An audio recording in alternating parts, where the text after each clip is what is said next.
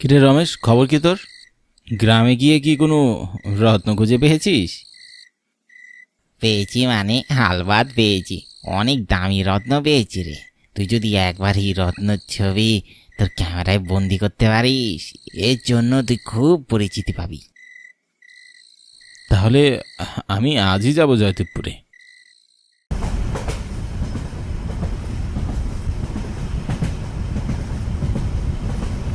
Train চলছে, সারা রাত চলবে।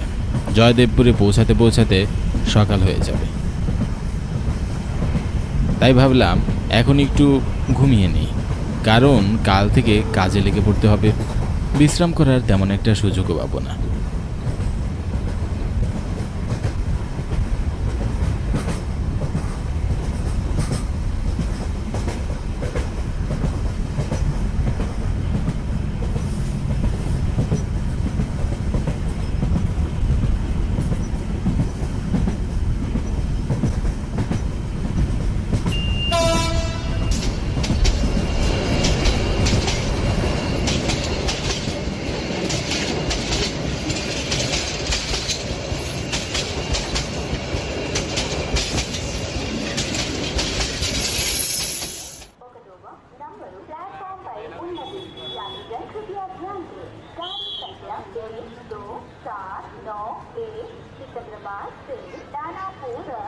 ট্রেন থেকে নেমে আমি চারদিক চোখ বুলাতে লাগলাম। রমেশ কি এসেছে? হয়তো এখনো ঘুমোচ্ছেই। ভোর ভোর সময়ে ট্রেন এসে থেমেছে। আমি আমার ব্যাগ ও কাঁধে ঝোলানো ক্যামেরা নিয়ে সামনের দিকে অগ্রসর হতে থাকি। সামনে যেতেই দেখি রমেশ আসছে। রমেশ আমার দিকে হাস্যজ্জ্বল মুখে তাকিয়ে এগিয়ে আসছে।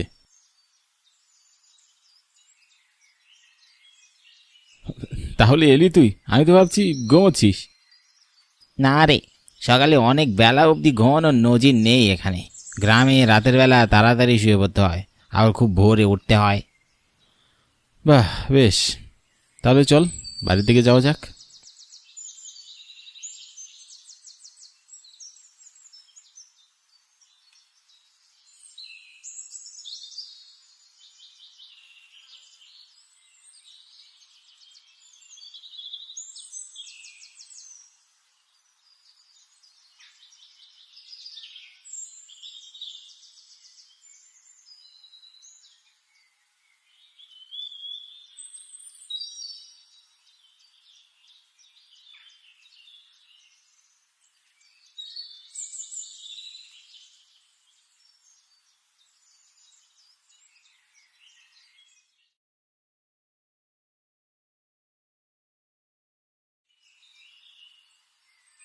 রমেশ ও আমি পাশাপাশি হাঁটছি। গ্রামের কাঁচা রাস্তা, হাঁটার অনুভূতি অন্যরকম। তার উপর ভোরবেলা, চারিদিক অত্যন্ত সুন্দর দেখায়। গ্রামে যে এর আগে আসা হয়নি এমনটা না, এসেছি, তবে জয়দেবপুরে এবারই প্রথম। আমার নাম সমরেশ ঘোষ। জয়দেবপুরে আমার বন্ধু রমেশের বাড়ি। তবে বন্ধুর গ্রাম ঘুরতে আসাই আমার উদ্দেশ্য নয়, এসেছি এই গ্রামের জমিদার বাড়ি ঘুরতে। আমি একজন ফটোগ্রাফার। রমেশের মুখে শুনেছি এই গ্রামে বহু প্রাচীন একটা জমিদার বাড়ি আছে। এটা শুনেই রাতেই রওনা হয়ে যাই। ভাবছি এই জমিদার বাড়ির ছবি দিয়েই একটা প্রতিবেদন লিখব। মূলত জয়দেবপুরে আসার উদ্দেশ্য এটাই।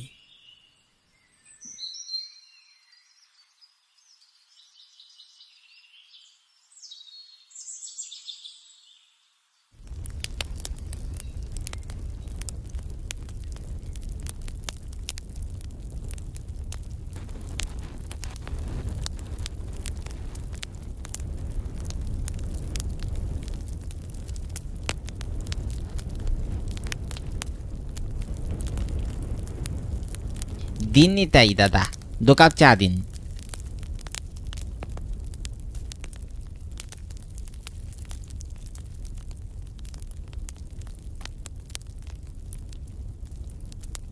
তোমার সহজের বন্ধু নাকি? হয় হয়, আজকাই আইসে। কাঁধে ওইটা কি ক্যামেরা নাকি? হয়। তাহলে আমার আর চায়ের দোকানের একটা ছবি তুলে দিতে কাউ দেখেনি? নিতাই চায়ের দোকানের কথা শুনে রমেশ আমার দিকে তাকায়। আমি হাসতে হাসতে আমার ক্যামেরাটা বের করে নিতাই দোকানের একটা ছবি তুলে দিই।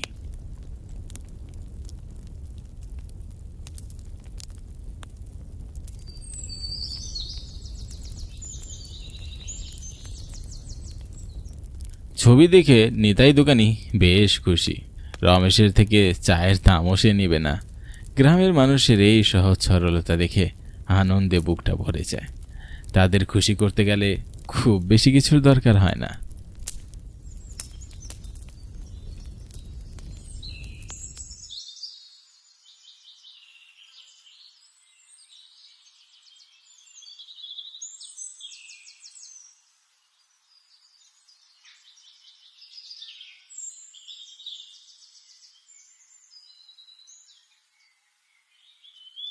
চা খেয়ে আমি আর রমেশ জমিদার বাড়িতে আসি। বেশ বড় জমিদার বাড়ি দেখে মনে হয় কয়েকশো বছরের পুরনো। তবে রমেশের মুখে শুনেছি এই বাড়িটি আজ থেকে ৮০ বছর আগের। রমেশ বাড়ির অন্য দিকটা দেখছে, আমি বাড়িটা ভালো করে দেখতে থাকি। বাড়ির চারপাশে ডালপালা ছড়ানো আছে। সূর্য ডোবার আগেই আমি এই জমিদার বাড়ির ছবি তুলতে চাই, তাই ক্যামেরা বের করে জমিদার বাড়ির বাহিরের দিকে ছবি তোলা শুরু করলাম। আর তখনই ক্যামেরায় একজন বৃদ্ধ লোককে দাঁড়িয়ে থাকতে দেখে ক্যামেরা সরিয়ে আমি সামনে তাকালাম, কিন্তু সামনে তো কেউ নেই। আশ্চর্য, এটা কি হলো? আমি কি ভুল দেখলাম? ক্যামেরাটি আবারও চোখের সামনে ধরতেই আবারও একজন বৃদ্ধ লোককে চাদর গায়ে জড়ানো অবস্থায় আমি দেখতে পেলাম। এবার আমি বেশ কিছুক্ষণ তাকিয়ে থাকলাম লোকটার দিকে। লোকটার বাবরি সাদা চুল দেখতে অনেকটা ভয়ঙ্কর লাগছে। আমি ক্যামেরাটা সরিয়ে ফেলে আবারও সামনে তাকালাম। আশ্চর্যজনক হলেও সামনে আমি কাউকে আবারও দেখতে পেলাম না। হঠাৎ কেমন যেন একটা ভয় ভয় করতে লাগলো। আমি রমেশকে ডাকতে লাগলাম, রমেশ, কই তুই?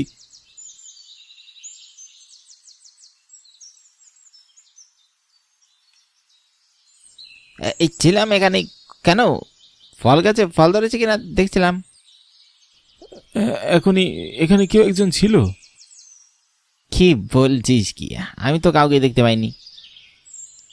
আমিও খালি চোখে দেখতে পাইনি। মানে? ক্যামেরা ধরে রেখেছিলাম, সেখানেই দেখতে পেয়েছি। কই দেখি তো। রমেশ আমার হাত থেকে ক্যামেরাটা নিয়ে দেখতে থাকে, কিন্তু সে নাকি কাউকেই দেখেনি। আমি নিজেও হতভম্ব হয়ে ভুল কিনা সঠিক দ্বিধাদ্বন্দ্বে ভুগছি। ভয় যে অনেক পাচ্ছি তা রমেশকে টের পেতে দিলাম না। চল জমিদার বাড়ির ভিতরে যাই, তারপর না হয় তুই ছবি তুলবি। ভিতরে অবশ্য তেমন কিছু নেই। জমিদার বাড়ির ভিতরে যেতে আমার কেমন যেন একটা ভয় ভয় করছে। মনে হচ্ছে যাওয়াটা খুব একটা ভালো হবে না। আমরা দুজনে ভিতরে যাব ঠিকই, সেই মুহূর্তে একজন বয়স্ক লোক হঠাৎ জমিদার বাড়ির ভিতর থেকে বেরিয়ে এলো। আর লোকটাকে দেখে আমি চমকে উঠলাম। এই তো সেই লোক যাকে ক্যামেরার মধ্যে আমি দেখেছিলাম।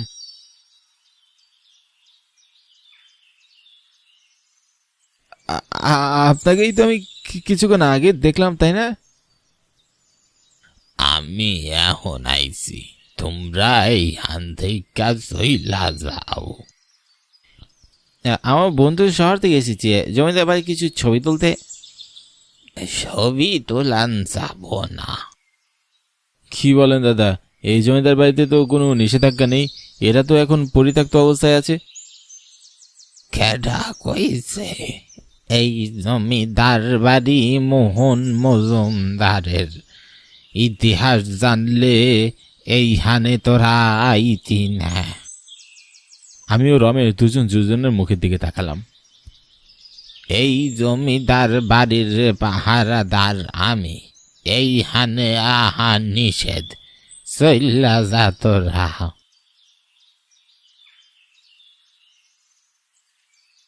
আমিও রমেশ জমিদার বাড়ির ভিতরে থেকে চলে আসলাম। লোকটার কথায় মনে হলো সে কিছুতেই আমাদের ভিতরে প্রবেশ করতে দিবে না, কিন্তু আমি ভাবছি অন্য কথা। এই জমিদার বাড়ির ইতিহাস কি থাকতে পারে? জানিস নাকি এই জমিদার বাড়ির ইতিহাস? খুব বেশি জানি না, অল্প জানি। জানিস তো আমি শহরে পরিবার নিয়ে বড় হয়েছি, গ্রামে খুব কম আসা হয়। যতটুকু জানিস ততটুকুই বল না। এই জমিদার বাড়িতে একসাথে মোহন মজুমদারের পরিবার সবাই খুন হয়েছিল।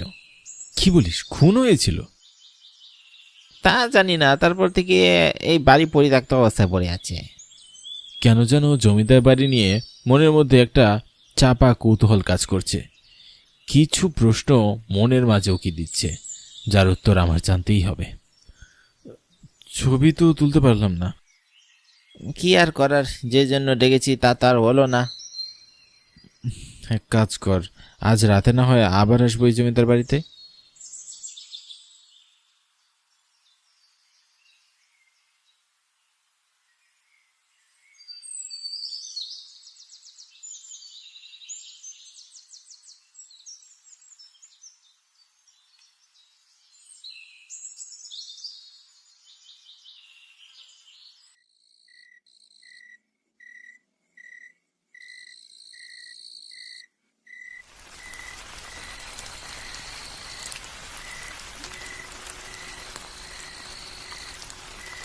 এই যাবি না? ও, তুই ডাকছিস? জমিদার বাড়ি যাবি না নাকি? কিন্তু বাইরে তো বৃষ্টি পড়ছে। কাল যাব। দিনে কি করে যাবো? ওই পাহারাদার থাকবে তো। তাছাড়া এতটুকু বৃষ্টিতে কিছুই হবে না, চল।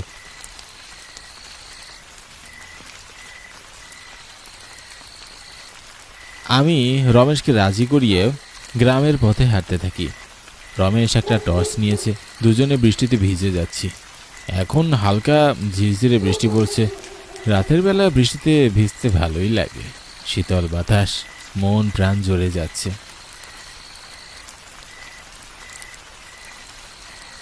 অন্যরকম একটা শান্তি লাগছে। কোলা ব্যাঙও ডেকে চলেছে।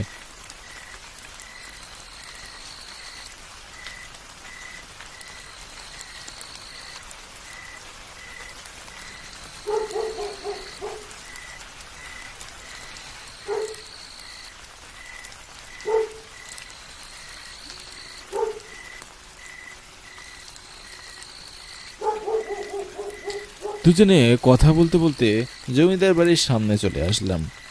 অন্ধকার রাস্তায় কিছুটা অসুবিধা হলেও রমেশের নির্দেশনা মতো হাঁটছি। এই বৃষ্টির রাতে জমিদার বাড়ি যেন অন্ধকারে ডুবে আছে। কি যে ভয়ানক দেখাচ্ছে বাড়িটাকে, গা শিউরে উঠছে। বাড়িটার দিকে যতবারই তাকাচ্ছি, হঠাৎ ছাদের উপর থেকে একটা সাদা শাড়ি পরে কাউকে দেখে আমার চোখ আটকে যায়। অন্ধকারে সাদা শাড়িটা জ্বলজ্বল করছে। রমেশের হাত থেকে টর্চটা নিয়ে আমি জমিদার বাড়ির ছাদে ধরি, কিন্তু সেখানে কাউকেই দেখতে পাই না। এটা কি হলো? আমার চোখের ভুল নাকি? এই জমিদার বাড়িতে কোনো গন্ডগোল আছে মনে হয়। হঠাৎ বিদ্যুৎ চমকানোর এক বিকট শব্দে আমি ও রমেশ ভয়ে লাফিয়ে উঠি। হাত থেকে টর্চ লাইট নিচে পড়ে যায়, আর তখনই আমাদের সামনে একটা ছায়ার মতো অবয়ব আমরা দেখতে পাই।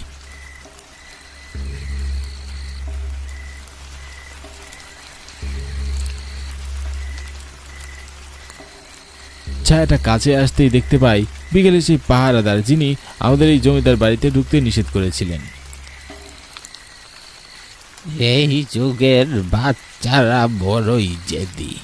কর জেদ কর, এই যে তোদের মৃত্যুর দুয়ারে পাঠাবে। কি কি কি বলছেন দাদা?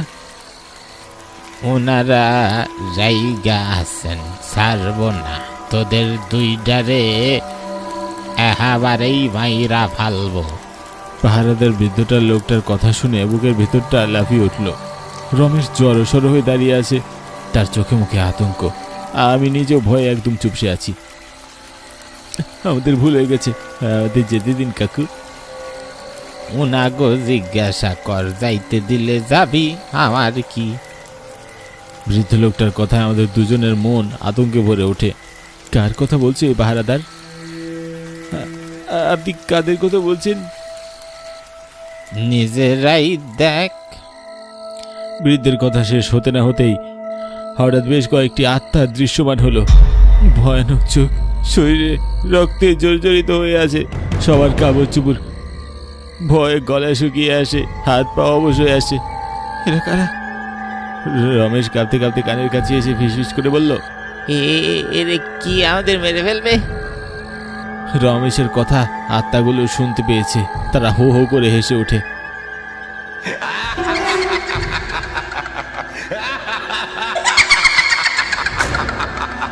তাদের হাসির শব্দ বুকের ভিতরে হাতুড়ি পিটানোর মতো শব্দ হয়। সাদা শাড়ি পরে একটা মেয়েও আছে, তার চোখগুলো রক্তাক্ত লাল। সব থেকে বয়স্ক লোকটি পাহারাদারদের উদ্দেশ্য করে বলল, এই পোলাটা তো ক্যামেরাম্যান। তোমারে আজ থেকে 80 বছর আগে পাইলে তোমার ক্যামেরায় আমাকে খুনের ছবিটা তুলতে পারতাম।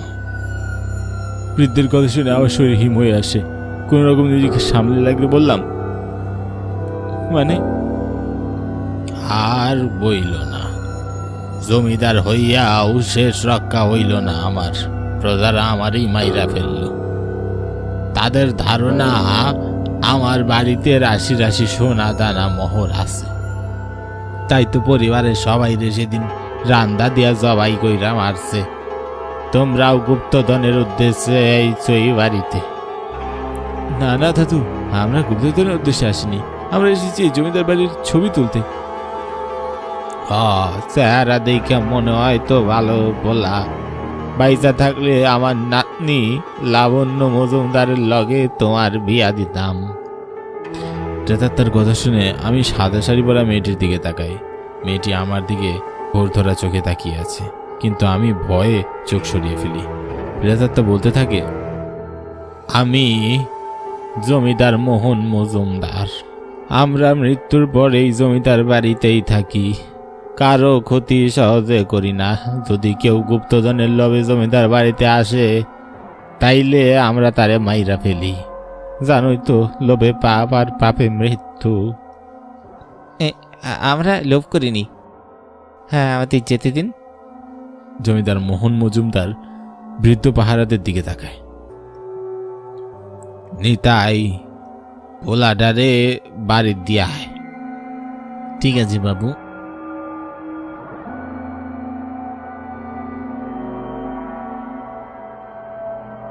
পাহারাদার নিতাই আমাদের সাথে বাড়ির উদ্দেশ্যে রওনা হয়।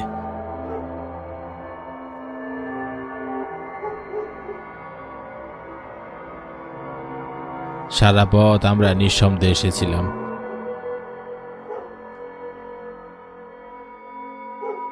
তবে বাড়ির কাছে আসতে পাহারাদার হঠাৎ অদৃশ্য হয়ে যায়।